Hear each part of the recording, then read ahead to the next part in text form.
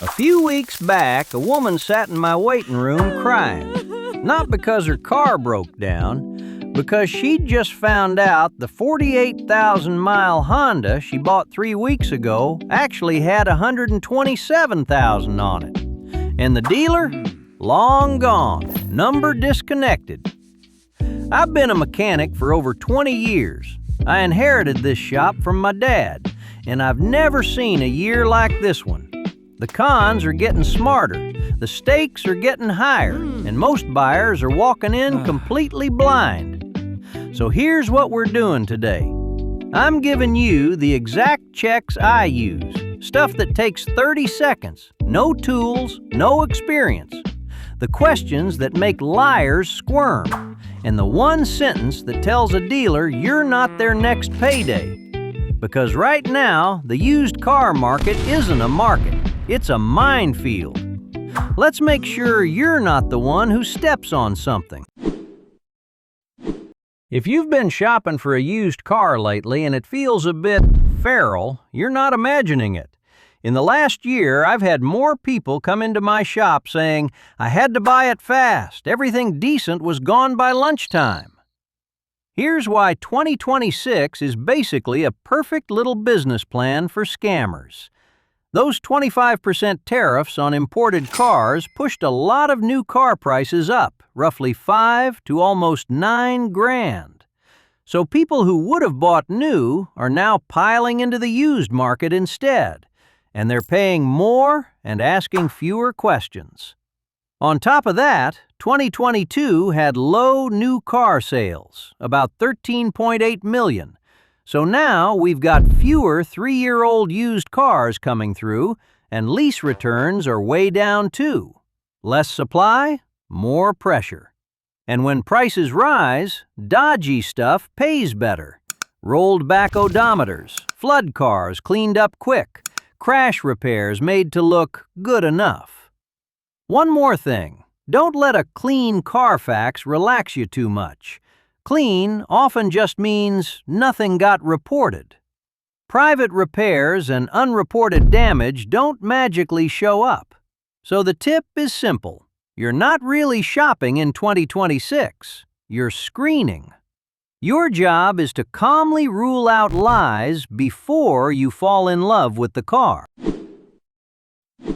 One thing I'm seeing a lot more lately is mileage that just doesn't match the car. And I don't mean, oh, maybe the owner forgot. I mean it's become a little business model. Last figures I saw put it at about 2.45 million cars on U.S. roads with a messed-with odometer, and it's up again from the year before. The annoying bit is, digital doesn't mean safe. The tools to change mileage are cheap now, $200-300. And on some cars, it's done through the OBD port in minutes. And even though modern cars can store miles in more than one module, plenty of sellers still get away with making the dash look pretty. So here are 2 quick checks anyone can do in 30 seconds. First, look at wear. Brake pedal rubber, steering wheel shine, driver's seat bolster. If it looks tired but the miles are low, that's a flag. Second, tires. Under about 20,000 miles, you'd usually expect the original set, or at least a very believable story. And ask questions liars hate. Show me service receipts with mileage over time. And, at what mileage were the tires and brakes done? Because if the miles are wrong, you're not just overpaying. Average hit is around $3,300 when you go to resell it. Last month, a bloke brought in a 2019 Accord. Dash said 38,000 miles, but the brake pedal looked like it had done a marathon. We checked it properly. It had been rolled back. He'd owned it 3 weeks. After every big storm season, I start seeing the same thing in the shop. Great deal used cars that look fine, drive fine, and then a month later, they're back on a tow truck. There are already around 482,000 water-damaged vehicles out on U.S. roads, and not all of them are labeled like they should be. And here's the myth that gets people. It runs and it doesn't smell musty, so it's fine. Smell isn't the main problem. The problem is water getting into plugs, connectors, and wiring. Corrosion can take weeks or months to show up. Then one day, the dash lights up like a Christmas tree, or it just won't start. No warning, no pattern. So do a quick 60-second check. Open the trunk and lift the floor. Look in the spare wheel well for mud, a water line, or rusty bolts. Peel back the edge of the carpet or check under the mats. Sand grit or a suspiciously new carpet in an older car is a tell. Look at the seat rails and bolts. If they've been loosened or marked, seats may have been pulled to dry it out. And check inside the lights and the fuse box area for condensation or greenish crust. If you suspect flood damage, don't negotiate hard. Just walk. One thing I see all the time. Someone says, "It's been repaired, so it's fine." And sometimes it is. But a cheap crash repair isn't just cosmetic. If the structure's a bit off, you pay later with weird tire wear, a steering wheel that never sits straight, wind noise on the motorway, and a resale value that drops like a stone. Here's a quick 1-minute body check you can do with 0 tools. First, look at the panel gaps. Compare left side to right side. Door to fender, hood to fender, boot lid to quarter panel. A tiny difference is normal. But if one side looks visibly wider or a panel sits proud, that's your warning. Second, look for overspray. Paint mist on rubber seals, black plastic trim, inside the wheel arch, even on little wire grommets. Factories don't do that. Body shops sometimes do. Third, check color in daylight. Walk around it. If one panel flips lighter or darker at a different angle, it's usually been painted. And if it drives with a drift or the tires are wearing funny, the story might not match the car. Also, clean title doesn't always mean clean structure. Plenty of private repairs never hit the paperwork. My dad taught me this back in the UK. He'd run his finger along every panel gap before he even opened the bonnet. I thought he was being paranoid. Turns out he just knew. Here's the thing I see all the time. People will spend 3 weekends hunting for the perfect deal, but they won't spend a couple $100 to find out what they're actually buying. A proper pre-purchase inspection isn't a formality. It's usually the best return on money in the whole deal. $100 to $300 can save you from a repair bill that starts with a comma. And don't just ask for a quick look. Ask for specific stuff. You want a full computer scan, and you want them to tell you if the mileage looks odd across the different modules. You want the car on a lift so someone can check the underside for rust patterns, flood residue, or fresh undercoating that looks a bit too convenient. You want them to look for signs of crash or framework, odd welds, messy seam sealer, bolts that don't match factory. And you want a proper test drive with attention to the gearbox and fluids.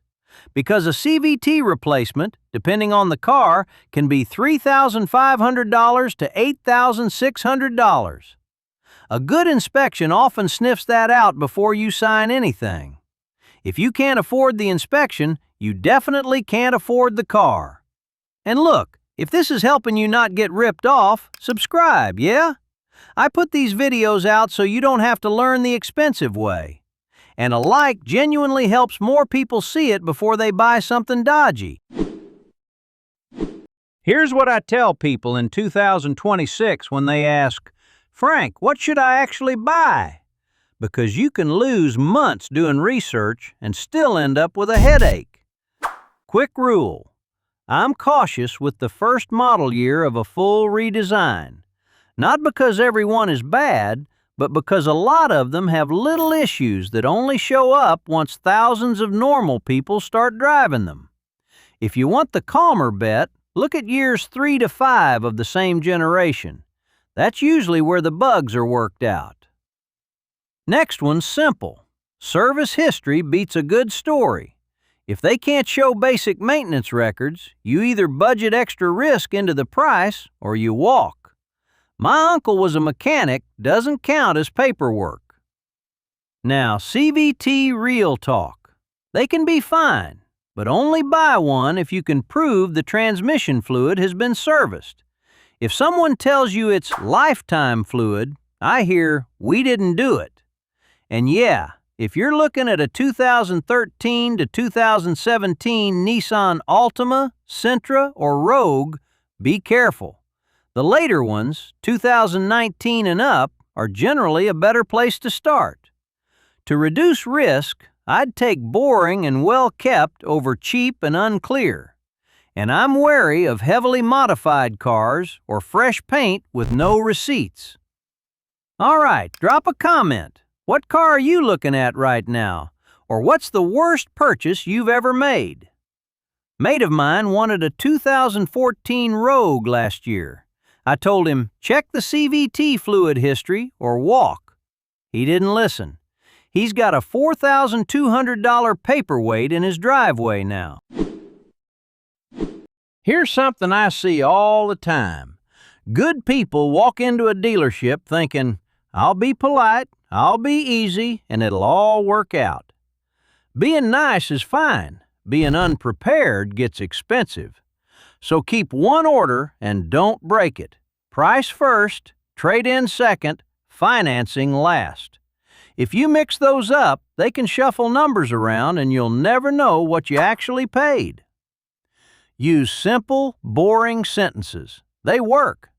Text me the out-the-door price with all fees and taxes. If it changes when I arrive, I'm leaving. I'm not discussing monthly payment. We're discussing the price of the car. I'm buying today if the PPI checks out. If you won't allow an independent inspection, that's my answer. And when they push, flip it back. Someone else is coming. Cool, I only buy cars that pass inspection. For add-ons, itemize it. If it's valuable, it should stand on its own line. One more thing. End of the month, midweek, and especially bad weather. Often when you'll get the most honest deal. Rally taught me a lot about cars, sure, but it also taught me when someone's bluffing under pressure. Salespeople bluff plenty. I'll tell you what I see all the time. Someone comes in proud as anything because they talked the dealer down. And then 2 weeks later, they're back with a warning light, a weird noise, or paperwork they don't fully understand. And now it's my problem to explain what they actually bought. So here's my one rule. If they won't give you time, clear answers, and an independent inspection, the car's already telling you the truth. Walk away. Quick recap of the 5 Leave Now signs. 1. They block a pre-purchase inspection, or they say, you can inspect it here on the lot only. That's not an inspection. That's a vibe check. 2. The title, fees, or numbers get vague or keep changing. 3. The mileage doesn't match the wear, or the service story doesn't add up. 4. Any flood hints, waterline, silt, corrosion, doesn't matter how clean it smells. 5. Ugly panel gaps, overspray, or it drifts down the road like it's got a mind of its own. Because the cheap car is only cheap until you inherit someone else's problem. You don't need to win the deal. You just need to avoid making a 2026 disaster purchase.